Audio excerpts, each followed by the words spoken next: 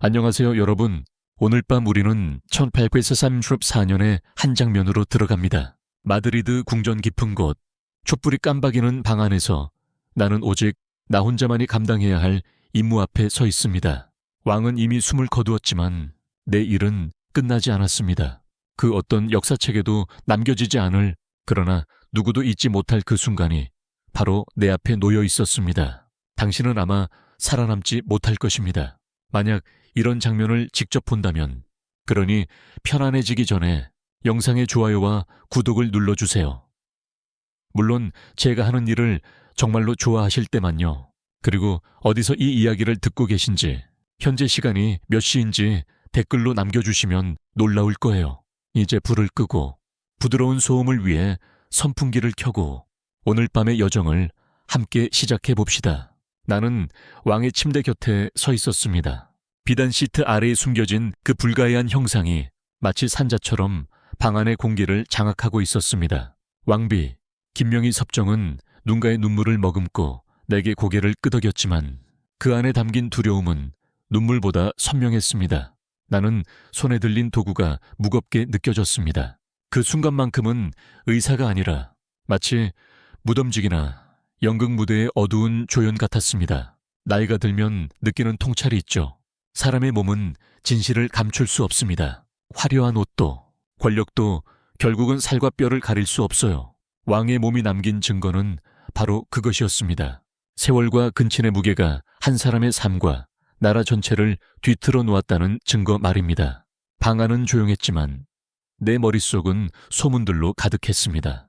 시중들이 속삭이던 이야기, 외교관들이 비밀 보고서에 적었다던 단어들, 그저 신체의 특이함으로 끝날 수도 있었을 이야기가 왕의 성격을 바꾸고 역사를 바꾸어 버렸다는 사실이 내 손끝을 떨리게 했습니다. 흥미로운 사실은 그 시절 유럽의 의사들조차 이런 증상을 공식적으로 기록하지 않았다는 점이에요. 단지 자연의 기묘한 장난이라는 모호한 말로 얼버무렸습니다. 나는 천천히 시트를 젖혔습니다. 촛불이 순간 흔들리며 그 기묘한 그림자가 벽에 드리워졌습니다. 숨이 막히는 듯 했죠. 의사로서 본 수많은 기형 중에서도 이건 설명하기 어려운 형태였습니다. 이 장면이 내 정신을 집어삼킬지 모른다는 생각이 들었어요. 그런데 웃기게도 한순간 이걸 어떻게 후세에 설명하지? 라는 엉뚱한 걱정도 스쳤습니다. 마치 이상한 학회 발표 준비라도 하는 기분이었죠. 내 임무는 단순한 방부 처리였지만 사실상 그것은 왕의 존재를 다시 역사에 봉인하는 의식 같았습니다. 나는 손끝으로 느껴지는 차갑고 무거운 현실을 부정할 수 없었습니다. 이것은 단순히 시신이 아니라 뒤틀린 시대와 함께 썩어가는 상징이었습니다.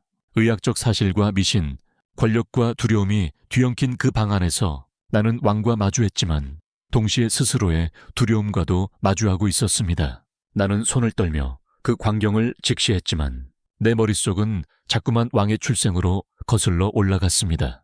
그는 태어날 때부터 불운을 안고 세상에 나왔습니다.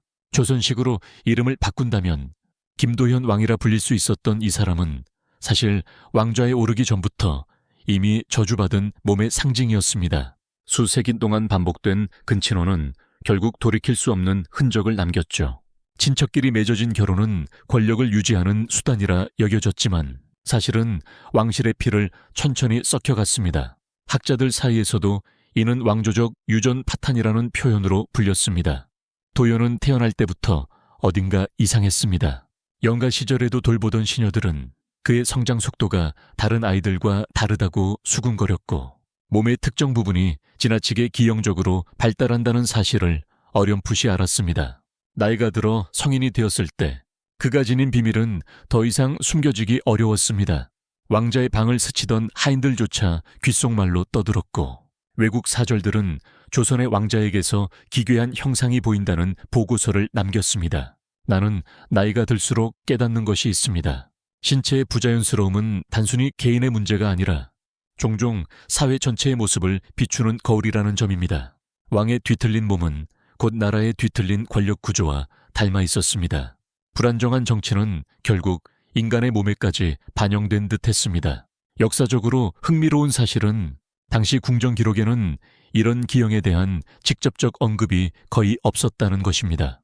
대신 은유와 비유로만 채워져 있었죠. 자연의 균형이 무너진 아이라거나 천상의 조화가 흩어진 씨앗 같은 표현들이 사용되었습니다. 이는 곧 의학이 권력 앞에서 얼마나 쉽게 침묵할 수 있는지 보여줍니다. 도연이 청소년기에 접어들자 그의 성격은 이미 불안정하게 변하고 있었습니다. 그는 늘 불신에 차 있었고 작은 농담에도 분노로 폭발하곤 했습니다. 한 번은 시종이 우연히 그의 옷을 정리하다가 몸의 일부를 보게 되었는데 그 사건은 곧 재앙으로 이어졌습니다. 소녀는 채찍질을 당했고 가족은 궁에서 추방되었습니다. 누구도 나의 수치를 본 채 살아남을 수 없다라는 왕자의 집착은 그날부터 본격적으로 자라나기 시작했습니다. 나는 지금도 그때의 일화들을 떠올리며 섬뜩한 생각을 합니다. 단지 한 사람의 신체적 불운이 이렇게 나라 전체의 정치와 사회를 비틀 수 있다는 사실 말입니다. 물론 학계에서는 여전히 논쟁이 있습니다. 일부는 이것이 단지 과장된 후대의 전설이라 주장하고 또 다른 이들은 실제 유전적 증거가 있다고 말합니다. 어느 쪽이든 왕의 내면을 파괴한 것은 틀림없습니다. 그의 어린 시절은 이미 하나의 경고였습니다. 나는 여전히 차가운 방 안에 서 있었지만 마음속에서는 도연의 어린 시절 장면들이 파노라마처럼 펼쳐졌습니다. 궁정은 늘 화려했으나 그 속의 소녀는 화려함과는 거리가 멀었습니다. 어린 도연은 또래 아이들 앞에서 웃음을 사지 않기 위해 늘 경직된 얼굴을 유지했습니다. 그러나 웃음은 피할 수 없었고 하인들의 귓속말은 그에게 독처럼 스며들었습니다. 조롱은 사라지지 않았습니다. 오히려 왕자의 권위가 커질수록 뒷말도 커졌습니다. 나는 나이가 들면서 한 가지 깨달은 점이 있습니다. 윤영이의 상처는 성인이 되어서도 쉽게 아물지 않습니다. 왕의 심리적 균열은 단지 한순간의 사건이 아니라 지속적인 조롱과 고립에서 비롯된 것이었습니다. 궁전의 복도는 황금빛으로 빛났지만 그의 마음은 늘 어둡고 무겁게 내려앉아 있었습니다. 기묘한 사실 하나를 떠올리면 그 시절 왕자의 별칭이 원치 않은 기적이었다는 것입니다. 사람들은 그의 기형적인 몸을 신의 신호라거나 징벌이라 해석했습니다. 일부 종교인은 그를 신성한 존재로, 또 다른 이들은 불길한 전조로 여겼습니다. 아이러니하게도 두 해석 모두 도연을 더욱 고립시켰습니다. 칭송이든 조롱이든 그는 결국 한 인간으로 대우받지 못했습니다. 학술적으로는 이런 경우를 사회적 투영이라 부르기도 합니다. 한 개인의 신체적 특징이 집단의 불안과 욕망을 반영하는 거울이 된다는 것이죠. 도연은 몸 하나로 정치적 상징이 되어버렸습니다. 그가 성인이 되기도 전에 이미 소문은 마치 독버섯처럼 자라 궁정을 덮고 있었습니다. 나는 당시의 사건들을 들으며 무력감을 느낍니다. 예를 들어 어린 시절 도연을 가르치던 교사가 수업 중 실수로 눈길을 피하지 못했을 때 왕자는 분노를 참지 못하고 그를 추방해 버렸습니다. 단 한 번의 시선마저도 자신을 비웃는 행위로 받아들였던 겁니다.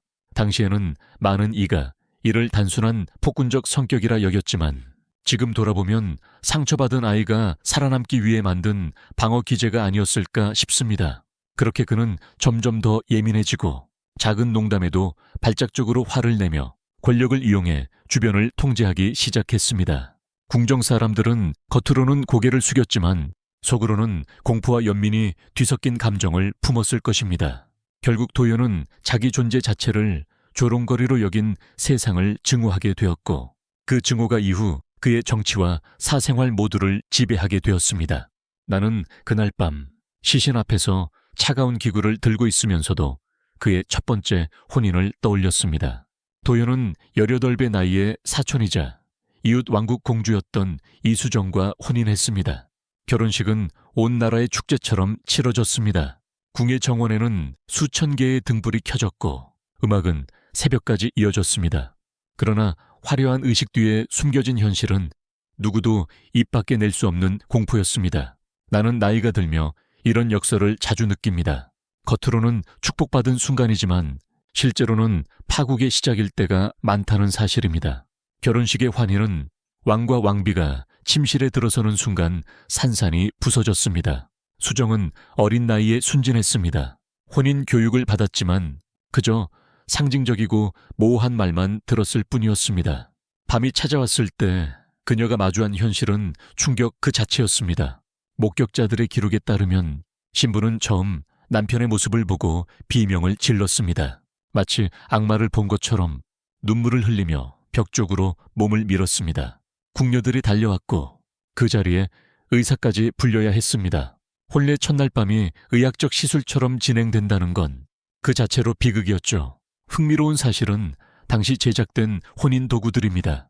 궁중 장인들이 직접 만든 쿠션과 기구들이 동원되었고 심지어 약재와 진통제가 함께 사용되었습니다. 역사가들은 이 장치를 두고 의료와 성생활에 기괴한 교차점이라 불렀습니다. 지금도 학계에서는 그것이 실제로 효과가 있었는지를 두고 논쟁이 이어집니다. 그러나 가장 큰 문제는 심리였습니다. 수정은 밤마다 진통제를 먹고서야 남편의 요구를 견뎌야 했고 점차 약에 의존하게 되었습니다. 그녀의 눈빛은 달라졌습니다. 궁녀들의 기록에 따르면 그녀는 자주 중얼거렸다고 합니다. 나는 괴물과 함께 살고 있다. 이 결혼 생활은 당연히 후계자를 낳기 위한 시도였지만 번번이 실패했습니다. 2차례의 임신은 모두 유산으로 끝났습니다. 그리고 매번 왕은 아내를 탓했습니다. 도연은 수정이 일부러 몸을 움직여 아이를 잃게 만든다고 의심했고 심지어 독을 먹였다고까지 생각했습니다. 그의 의심은 아내의 정신을 파괴했고 그녀는 젊은 나이에 점점 말라갔습니다. 나는 이 이야기를 할 때마다 씁쓸하게 웃습니다. 당시 왕은 수많은 점성가와 의사, 심지어 미신적 인물까지 불러들였지만 정작 아내의 눈물은 보지 못했습니다. 결국 수정은 22살의 나이로 생을 마쳤습니다. 공식적인 사인은 열병이었지만 사실은 마음과 몸이 함께 무너져 내린 것이었죠. 나는 차디찬 방부액을 손에 묻히면서도 그가 남긴 괴상한 실험들을 떠올리지 않을 수 없었습니다.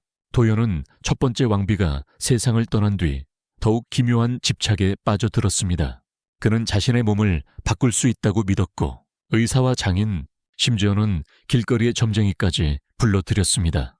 궁전은 어느새 병원과 연금술 실험실, 그리고 서커스 무대를 뒤섞은 공간으로 변했습니다. 나이가 들며 깨닫게 되는 통찰이 하나 있습니다. 권력을 가진 자가 두려움에 사로잡히면 그 두려움은 결국 다른 모든 이의 삶을 파괴한다는 것입니다. 도연이 집착한 실험들은 단순히 자신을 구하기 위한 것이었지만 그 과정에서 수많은 이들이 삶을 잃거나 망가졌습니다. 궁정 기록에 따르면 그는 동물의 뼈, 가루와 희귀한 약초, 심지어는 값비싼 보석, 가루까지 갈아놓은 약을 매일같이 삼켰습니다. 당시 사람들은 이를 왕의 비밀 영약기라 불렀습니다. 흥미롭게도 이런 처방은 나중에 민간에서 유행하기도 했습니다. 그러나 의학적으로는 아무런 근거가 없었죠. 오늘날 학자들은 이를 위약 효과의 극단적 사례라고 부릅니다. 더 섬뜩한 사실은 장인들이 제작한 도구들이었습니다. 금속과 가죽, 비단으로 만든 장치들이 침실에 갖춰졌고 그것들은 치료라기보다는 고문 도구에 가까웠습니다. 왕은 그것으로 몸의 형태를 교정하려 했지만 오히려 상처와 흉터만 늘려갔습니다. 그는 때로는 자신을 거울 앞에 세워두고 장치가 제대로 작동하는지 확인하며 웃음을 흘리기도 했다고 합니다. 그것은 의학이라기보다는 집착의 연극이었습니다. 나는 가끔 이런 생각을 합니다. 도연의 행동은 단순한 개인적 광기가 아니었습니다. 신하들은 그를 두려워했고 장인들은 명령에 복종했으며 의사들은 권력 앞에서 침묵했습니다. 결국 궁정 전체가 그의 광기를 떠받쳤습니다. 학술적으로 보자면 이는 집단적 공모라 할 수 있습니다. 개인의 광기가 사회적 구조와 맞닿을 때 그 피해는 수백만으로 확산되는 것이죠. 궁중의 복도에서는 기묘한 냄새가 떠돌았습니다. 약초와 향료, 금속이 섞여 만들어낸 냄새였습니다. 사람들은 속삭였습니다. 왕은 스스로 괴물에서 인간으로 다시 태어나려 한다. 그러나 시간이 지날수록 그의 몸은 더욱 망가져갔고 정신은 더욱 불안정해졌습니다. 그 결과 궁전은 더 이상 권력의 중심이 아니라 실험의 무대가 되었고 그 무대 위의 배우는 오직 한 사람, 도연뿐이었습니다. 나는 천천히 왕의 몸을 닦아내면서 그의 두 번째 혼인을 떠올렸습니다. 첫 번째 왕비가 세상을 떠난 뒤 도연은 곧장 새로운 신부를 맞이했습니다. 그녀의 이름은 박연희, 불과 19살의 소녀였습니다. 궁은 다시 한번 환희로 가득 찼습니다.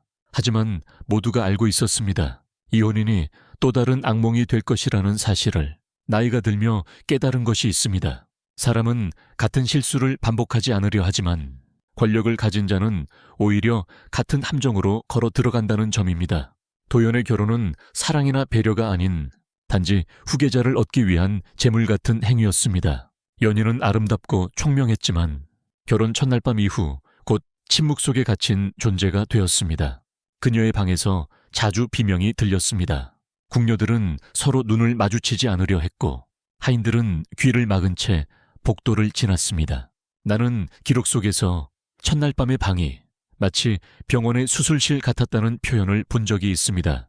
기묘한 사실이지만 당시 외국 사절들조차도 이 상황을 전해 듣고는 조롱 섞인 보고서를 본국에 올렸습니다. 도연은 자신의 실패를 연희의 탓으로 돌렸습니다. 그는 연희가 그를 비웃는다고 확신했고 그녀의 편지를 열어 읽게 했으며 식사조차도 시녀가 먼저 맛보게 했습니다. 심지어 밤마다 연희의 방을 불시에 들이닥쳐 감시했습니다. 그 불시는 부부 관계를 넘어 궁 전체를 잠식했습니다. 학자들은 이런 도연의 행동을 두고 편집성 인격의 전형이라 말하기도 합니다. 그가 가진 신체적 불운이 결국 정신적 광기를 키워낸 것이죠. 나는 때때로 그가 실제로는 조롱보다도 조롱당할지도 모른다는 상상에 더 괴로워했다고 생각합니다. 상상은 현실보다 오래 남는 법이니까요. 연희는 점점 말라갔습니다. 그녀의 시선은 공허했고 손끝은 늘 떨렸습니다. 궁녀들의 기록에는 그녀가 자주 악몽에 시달리며 괴물이라는 단어를 외쳤다고 남아 있습니다. 약간 우픈 점은 그녀가 생전 마지막으로 요청한 것이 침실의 가구 재배치였다는 사실입니다. 그러나 도연은 그마저도 독을 숨기기 위한 계략이라고 의심했습니다. 결국 연희는 단 2년 만에 세상을 떠났습니다. 공식 기록에는 신경쇠약과 고열이라 남았지만 실제로는 두려움과 고통 속에서 생명이 꺼진 것이었습니다. 그 후 장례식에서 도연은 그녀의 관 옆에서 배신자를 처벌하겠다고 중얼거렸다고 합니다. 사랑은커녕 끝까지 의심으로 남긴 결혼이었습니다. 나는 방 안의 정막 속에서 도연의 삶이 단순히 개인의 비극에 머물지 않았음을 떠올렸습니다. 그의 집착과 관계는 곧 정치적 무능으로 이어졌습니다. 두 번째 왕비가 세상을 떠난 뒤 그는 더욱 의심에 사로잡혔고 국정은 뒤로 밀려났습니다. 회의는 지연되었고 신하들은 명령을 받기 위해 며칠을 기다려야 했습니다. 나라의 문제보다 그의 침실 실험이 우선이었습니다. 나이가 들며 깨닫는 진실이 있습니다. 권력자가 사적인 문제에 갇히면 그 피해는 결국 백성에게 돌아간다는 것입니다. 도연의 불안은 왕비와 궁궐을 파괴했을 뿐 아니라 나라 전체를 잠식했습니다. 기묘한 사실은 당시 조선의 식민지였던 해외 영토에서조차 그의 신체적 소문이 전해졌다는 점입니다. 반란군은 왕이 나라를 이끌 힘조차 없다고 선전했습니다. 왕의 육체적 결함이 곧 나라의 몰락을 정당화하는 무기가 된 것이죠. 흥미롭게도 학자들은 이를 개인적 결함이 정치적 선전으로 확장된 사례라고 부릅니다. 궁정은 점점 황폐해졌습니다. 연회를 위한 음식 대신 왕의 실험을 위한 약재가 실려왔습니다. 백성들은 기근에 허덕였지만 왕은 외국 의사와 점성객에 금은 보화를 쏟아부었습니다. 신하들은 이를 알면서도 침묵했습니다. 모두가 두려워했기 때문입니다. 나는 가끔 웃음 섞인 회상을 하기도 합니다. 왕이 정치 대신 점성술 책에 몰두해 달의 위치와 별자리로 국정을 정하려 했다는 사실입니다. 그러나 웃음은 곧 씁쓸함으로 바뀝니다. 별자리는 나라를 구하지 못했습니다. 반대로 그의 집착은 나라를 더욱 어둠 속으로 몰아넣었습니다. 역사 기록에 따르면 이 시기 밀란과 봉기가 전국적으로 확산되었습니다. 백성들은 세금을 거부했고 지방의 무장 세력은 괴물 왕의 저주를 끝내야 한다고 외쳤습니다. 그러나 도연은 여전히 자신이 감시당하고 있다고 믿었고 매일같이 궁을 수색하며 그림자와 싸웠습니다. 그의 신체는 개인의 불행에 불과했을지 모릅니다. 하지만 그 불행이 집착으로 변했을 때 나라는 함께 무너져 내렸습니다. 그것이야말로 가장 비극적인 아이러니였습니다. 나는 왕의 차가운 손을 붙잡으며 그의 세 번째 혼인을 떠올렸습니다. 이번 신부는 최은영 24세 여인이었습니다. 앞선 두 왕비와는 달리 그녀는 이미 세상에 대한 경험이 조금은 있었습니다. 그러나 그것이 그녀를 지켜주지는 못했습니다. 은영은 결혼을 단순한 의무로 받아들였고 마치 환자의 상태를 기록하듯 일기를 써 내려갔습니다. 그녀의 노트는 지금도 일부 전해져 있는데 그것은 한 사람의 결혼 생활이라기보다 임상보고서에 가깝습니다. 나이가 들면 알게 되지요. 기록은 때로는 현실보다 더 차갑습니다. 그녀의 글은 사랑의 언어가 아니라 시간과 결과를 기록한 건조한 문장으로 가득했습니다. 오늘 밤은 실패, 통증이 심각함, 새로운 약자의 사용, 효과 없음, 이런 식이었습니다. 흥미로운 사실은 그녀가 데려온 개인 주치의가 모든 과정을 함께 지켜봤다는 점입니다. 의학적으로는 전례 없는 일이었죠. 혼인 생활이 공개 실험이 되어버린 셈입니다. 학자들은 이를 두고 사생활의 의료화라고 부르며 지금도 논쟁을 벌입니다. 왕은 은영의 차가운 태도에 분노했습니다. 그는 아내가 자신을 인간이 아니라 연구 대상으로 본다고 생각했습니다. 그래서 그녀의 서신을 검열하고 그녀가 고향에 보내는 편지를 전부 차단했습니다. 심지어는 개인 의사마저 스파이로 의심해 감시를 붙였습니다. 그럼에도 은영은 기록을 멈추지 않았습니다. 그녀는 매번 시도를 날짜와 시간, 사용된 도구, 그리고 심리 상태까지 세세하게 적었습니다. 나는 지금도 그 글들을 떠올리면 몸이 떨립니다. 그 기록에는 인간적인 온기나 희망이 없었습니다. 오직 실험과 결과만이 남아 있었으니까요. 결국 은영은 임신에 성공했지만 그마저도 오래 가지 못했습니다. 7달 만에 아이는 세상을 떠났고 은영도 산후열로 쓰러졌습니다. 왕은 이마저도 음모라 여겼습니다. 그는 아내가 일부러 몸을 해쳤다고 주장했고 주치의에게 책임을 돌렸습니다. 나는 이 비극의 끝을 기억합니다. 은영은 마지막 일기에 이렇게 적었습니다. 이곳은 집이 아니라 실험실. 나는 아내가 아니라 환자. 그 문장은 지금도 내 귀에 남아 있습니다. 나는 차가운 공기를 들이마시며 도연의 네 번째 혼인을 떠올렸습니다. 이번 신부는 한유진, 외국에서 온 젊은 여인이었습니다. 그녀는 이미 임신한 상태로 궁에 들어왔고 모두가 알았습니다. 그 아이가 도연의 피가 아니라는 것을. 그러나 왕은 스스로를 속였습니다. 그는 신이 기적을 주셨다고 선언했고 이 허위에 믿음에 매달렸습니다. 나이가 들면 깨닫게 됩니다. 때로는 진실보다도 거짓을 믿는 편이 살아가기 더 쉽다는 것을. 도연은 진실을 알면서도 외면했고 그 거짓은 곧 정치의 기초가 되어버렸습니다. 궁궐은 마치 감옥이었습니다. 유진은 매일같이 감시당했고 왕은 벽에 구멍을 뚫어 그녀의 방을 훔쳐보았습니다. 나는 그 기록을 읽으며 소름이 돋았습니다. 왕의 눈동자가 벽 틈에서 빛났다라는 궁녀의 증언은 지금도 내 뇌리에 남아 있습니다. 흥미로운 사실은 당시 왕이 음식을 먹기 전 반드시 시종에게 30분 동안 기다리게 했다는 점입니다. 혹시 늦게 발현되는 독이 있을까 두려웠던 것이지요. 어떤 하인은 긴장으로 쓰러졌고 왕은 그것조차 독의 증거라 여겼습니다. 학자들은 이를 편집증적 정치의 일상화라 정의합니다. 유진은 점차 정신이 무너져 갔습니다. 그녀는 편지를 쓰며 나는 유리 우리 안에 갇힌 짐승 같다고 토로했습니다. 하지만 그 편지들조차 인터셉되어 왕의 손에 들어갔습니다. 그는 모든 문장을 음모의 증거로 해석했고 심지어 유진이 딸에게 속삭이는 자장가마저 암호라 여겼습니다.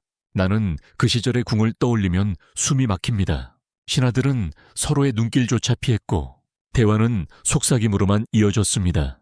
잘못된 말 한마디가 곧 감옥이나 추방으로 이어졌으니까요. 아이러니하게도 그 공포가 오히려 왕의 권력을 지탱했습니다. 두려움은 충성보다 강력한 족쇄였습니다. 도연은 어린 딸을 바라보며 끝없는 의심에 사로잡혔습니다. 그는 딸의 얼굴에서 자신의 흔적을 찾으려 그림과 초상화를 늘어놓고 비교했습니다. 그러나 거울 속에 비친 건 후계자가 아니라 자신의 실패였습니다. 나는 그가 어린아이를 품에 안고도 웃음 대신 눈빛의 공포를 가득 담았다는 이야기를 떠올립니다. 그것은 더 이상 아버지의 눈빛이 아니었습니다. 나는 시신을 정리하며 도연의 마지막 날들을 떠올렸습니다. 그의 육체는 이미 버티지 못했고 정신은 파편처럼 흩어져 있었습니다. 그는 의사들에게 매일 내가 독에 당하고 있다고 외쳤지만 사실은 자신의 불안이 그를 갉아먹고 있었습니다. 방 안에는 향 냄새와 약초에 쓴 냄새가 뒤섞여 살아있는 자보다 죽음에 가까운 기운이 감돌았습니다. 나이가 들면 깨닫습니다. 권력의 종말은 언제나 의외로 조용하다는 것을. 수십 년간 공포로 세상을 흔들던 왕도 마지막에는 숨소리조차 미약한 노인일 뿐이었습니다. 기묘한 사실은 그의 죽음 이후 이루어진 해부에서 밝혀진 것입니다. 시신의 일부는 실제로 기록대로 기형적이었고 그 내부에는 자가 수술의 흔적까지 남아 있었습니다. 그는 수십 년간 스스로를 고치려 했던 겁니다. 학자들은 이것을 자가 의료 집착의 극단적 사례라고 설명합니다. 왕의 유해는 의학적 연구라는 이름으로 은밀히 보존되었습니다. 하지만 나는 잘 압니다. 그것은 단순히 의학적 표본이 아니라 한 왕조가 남긴 가장 잔혹한 은유였습니다. 도연은 생전에 자신을 두려움 속에 가두었고 죽은 뒤에도 여전히 비밀 속에 갇혀 있습니다. 나는 촛불이 꺼져가는 방 안에서 손을 떨며 마지막 봉인을 마쳤습니다. 그것은 치료가 아니라 봉인이었습니다. 봉인된 것은 왕의 육체이자 동시에 그가 남긴 어둠의 역사였습니다. 이제 여러분, 이야기는 끝났습니다. 하지만 내 마음속에는 한 가지 결론이 남습니다. 개인의 불행이 얼마나 거대하게 번져나가 사회 전체를 망가뜨릴 수 있는지 도연의 삶이 증명해 주었습니다.